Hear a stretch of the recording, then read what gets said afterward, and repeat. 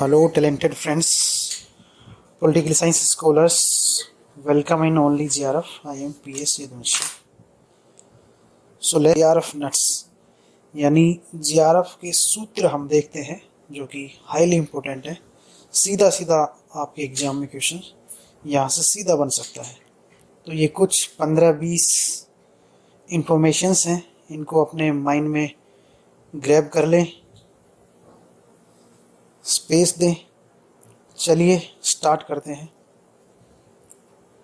सबसे टॉप में देखें, influenced by Italian philosopher Croce.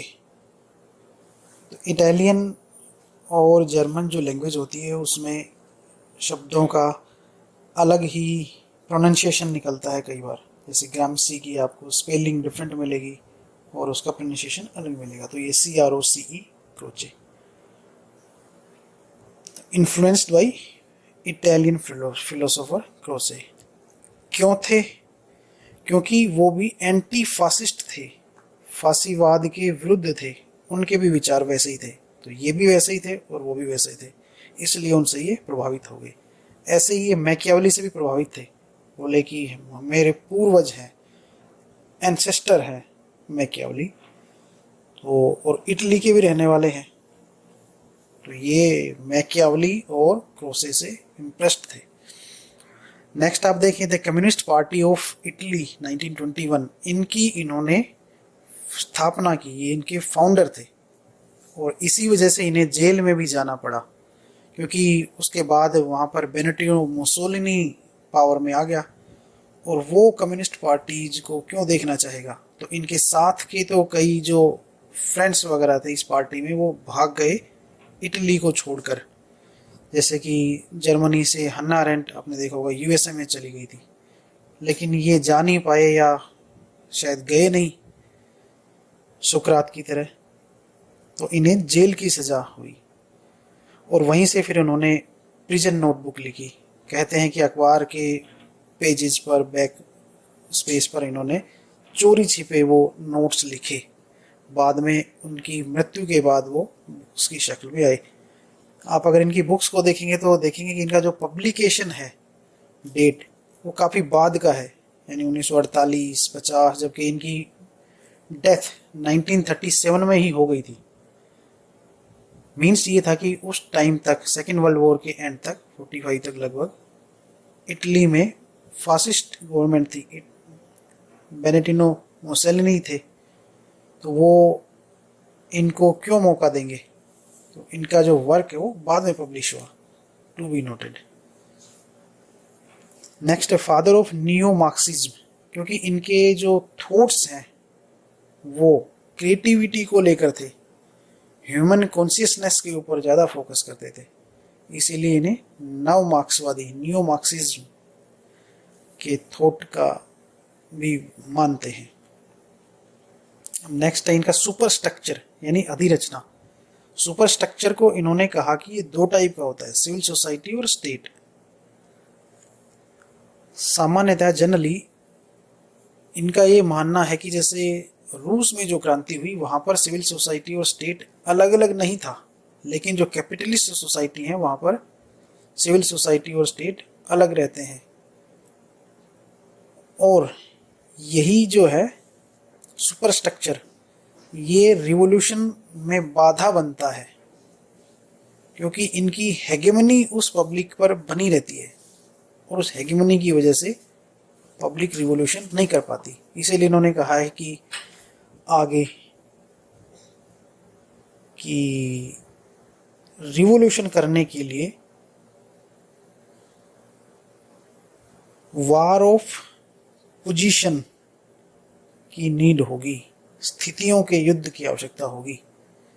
War of manure यानी गतिशील युद्ध तो नहीं चलेगा, क्योंकि वो तो रशिया में ही संभव है। लेकिन जो कैपिटलिस्ट सोसाइटी है वहाँ पर वार ऑफ पोजीशंस, जहाँ पर आपके जो ऑर्गेनिक इंटेलेक्चुअल्स हैं, ध्यान दें, जो ऑर्गेनिक इंटेलेक्चुअल्स हैं, संगठित बुद्धिजीवी हैं, वो वार ऑफ पोजीशंस के द्वारा रिवॉल्यूशन करने का प्रयास करेंगे। और जो सिविल सोसाइटी के द्वारा इन कैपिटलिस्ट इकोनॉमीज में जो हेगेमनी स्थापित कर दी है उसको ब्रेक करना है। इस तरीके से इन्होंने वो थ्योरी दी सुपर स्ट्रक्चर की। तो सुपर स्ट्रक्चर जो सिविल सोसाइटी और स्टेट का जो ऑर्गेनाइजेशन है ये काफ़ी मजबूत है। इनका कहना था कि बेस की बजाय सुपर स्ट्रक्चर पर फोकस करें, यानी आधार की बजाय अधिरचना पर। वहीं मार्क्स क्या कहते हैं, वो मार्क्स का पूरा जोर आधार पर रहता है, बेस पर रहता है, मोड ऑफ प्रोडक्शन पे रहता है। उनका ये कहना था कि मोड ऑफ प्रोडक्शन चेंज हो जाएगा तो रिवॉल्यूशन हो जाएगी। यहीं पर इन्होंने उल्टा कहा है कि उसका भूमिका है पर निर्णायक भूमिका नहीं है, सहायक भूमिका है। आगे देखते हैं, डिनाइड इकोनॉमिक डिटर्मिनेशन या डिटर्मिनिज्म, यानी इन्होंने आर्थिक निर्धारणवाद का विरोध किया, उसको इनकार किया। इनका कहना था कि जो भी तब्दीली है वो केवल इकोनॉमिक फैक्टर्स के बेस पर नहीं होगी, तब्दीली में अदर फैक्टर्स का रोल भी होता है, जैसे कि हेगेमनी का रहता है और जो आप क्लास कॉन्शियसनेस का रोल होता है। जबकि मार्क्स तो केवल इकोनॉमिक फैक्टर को मानते थे। यहीं से इनका आगे जो थ्योरी है वो लिंक होती है रिलेटिव ऑटोनोमस स्टेट, यानी राज्य की सापेक्ष स्वायत्तता का सिद्धांत। उसका भी सार यही है, इसेंस यही है। मार्क्स ये मानते हैं कि स्टेट में जो मोड ऑफ प्रोडक्शन चेंज होगा तो अदर जो स्ट्रक्चर्स हों खुद ब खुद चेंज हो जाएंगे। लेकिन इनका ये कहना है कि वाइस वर्सा रिलेशन है, दोनों का आपस में रिलेशन है, पूरी तरह एक दूसरे से अलग नहीं है, पृथक नहीं है। यानी बेस और सुपर स्ट्रक्चर अलग अलग नहीं है, सुपर स्ट्रक्चर बेस को प्रभावित करता है और बेस सुपर स्ट्रक्चर को। इंटेलेक्चुअल्स बुद्धिजीवी इन्होंने दो टाइप के माने हैं, संगठित और परंपरागत, यानी ऑर्गेनिक और ट्रेडिशनल। ऑर्गेनिक में वो मानते हैं ये कि जो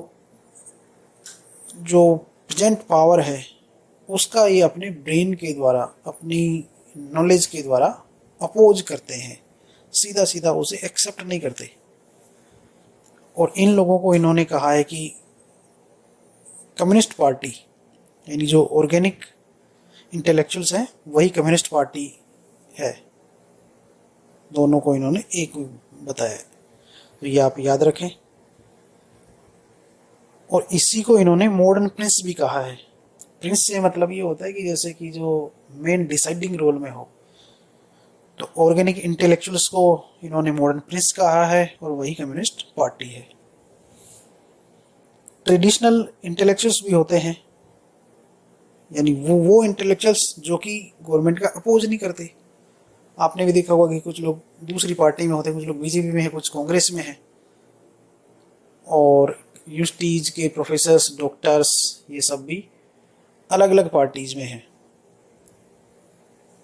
तो जो ट्रेडिशनल इंटेलेक्चुअल्स हैं वो अपोज नहीं करते हैं, वो केवल गवर्नमेंट के साथ चलते हैं। ये जरूरी नहीं है कि वो गवर्नमेंट से सहमत हो, लेकिन वो चुप रहते हैं, शांत रहते हैं। तो ट्रेडिशनल को भी इन्होंने दो टाइप में बांटा है, क्रिएटिव और रिलीजियस, यानी सृजनात्मक बुद्धिजीवी और धार्मिक परंपरागत बुद्धिजीवी। ये सिंपल है। फिलोसॉफी ऑफ प्रैक्सिस, ये भी इनका एक कॉन्सेप्ट है। मार्क्स के टाइम पे इसको देखेंगे जब हम मार्क्स पढ़ेंगे। रिलेटिवली ऑटोनोमस स्टेट, वही अभी बात कर ली कि राज्य सापेक्ष स्वायत्तता।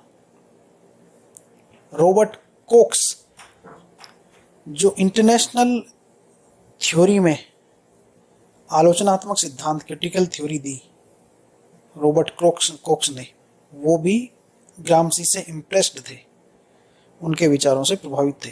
तो आप इसे ध्यान रखें। क्रिटिकल स्कूल के भी ये फाउंडर थे, यानी इनके जो थॉट्स हैं उन्होंने अनेक जो है थिंकर्स हैं उनको इंस्पायर किया। Herbert Marcuse, one dimensional man, Jurgen Habermas, कईयों के नाम आप देखेंगे जब हम उनको डिटेल से पढ़ेंगे आगे इन्होंने बताया वार ऑफ मैन्योर और वार ऑफ पोजीशंस, ये हम देख चुके हैं कि गतिशील युद्ध और स्थितियों का युद्ध। जब क्रांति करनी होगी तो पूंजीवादी समाजों में वार ऑफ पोजीशंस करनी पड़ेगी, क्योंकि जो सिविल सोसाइटी है उसको अगर काउंटर करना है तो हमें वार ऑफ पोजीशंस करनी होगी।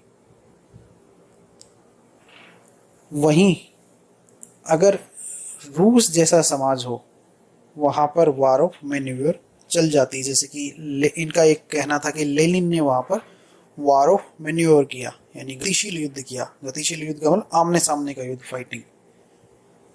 लेकिन पूंजीवादी समाजों में आमने सामने के युद्ध से क्रांति संभव नहीं है। आपको दिमाग से खेल खेलना पड़ेगा, लोगों को चेतन करना पड़ेगा, क्लास कॉन्शियसनेस बढ़ानी होगी।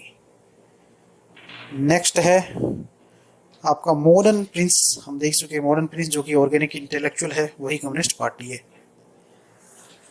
कल्चरल हेगेमनी, यानी कल्चरल हेजेमनी की थ्योरी इन्होंने दी है। हेजेमनी मीन्स कि आप किसी की बात को एक्सेप्ट करते हैं स्वेच्छा से, वॉलंटरीली, यानी आपके ऊपर कोई फोर्स नहीं है। हालांकि आपका एक्सप्लॉइटेशन होता है पर आपको मालूम नहीं चलता। इसको क्या कहते हैं? हेगेमनी। तो इनका ये कहना है कि सिविल सोसाइटी के द्वारा कैपिटलिस्ट कंट्रीज में कल्चरल हेगेमनी बना दी जाती है और वो उस सिस्टम को बेहतर मान रहे होते हैं, रेवोल्यूशन का प्रयास नहीं करते। तो कल्चरल हेगेमनी का इन्होंने थ्योरी दी। तो हेगेमनी का जो वर्ड है वो इनसे पहले व्लादिमीर लेनिन ने यूज किया था। रिवॉल्यूशन के ये समर्थक थे। He was very big supporter of revolution, लेकिन रिवॉल्यूशन के लिए वायलेंस के सपोर्टर नहीं थे। कौन थे वायलेंस के सपोर्टर? फ्रांस फैनन पढ़ा था। इनका तो ये कहना था कि विदाउट वायलेंस तो रिवॉल्यूशन आ ही नहीं सकती। रिवॉल्यूशन जरूरी है, क्योंकि रिवॉल्यूशन के द्वारा जो कॉलोनाइजर्स ने जो कॉलोनियाँ बनाई है वो भी वायलेंस से बनाई है, तो उनको रिमूव करने के लिए भी वायलेंस की नीड है। लेकिन ये जो है हमारे ग्रामसी, ये ऐसी वायलेंस की बात नहीं करते।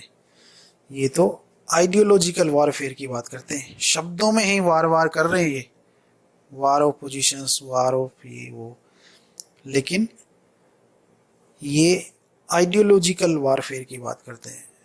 वैचारिक तब्दीली हो कॉन्शियसनेस से, और आप अपने थॉट्स से, बुक्स से, सेमिनार्स से, ऑडियो वीडियोस से लोगों को अवेयर करें।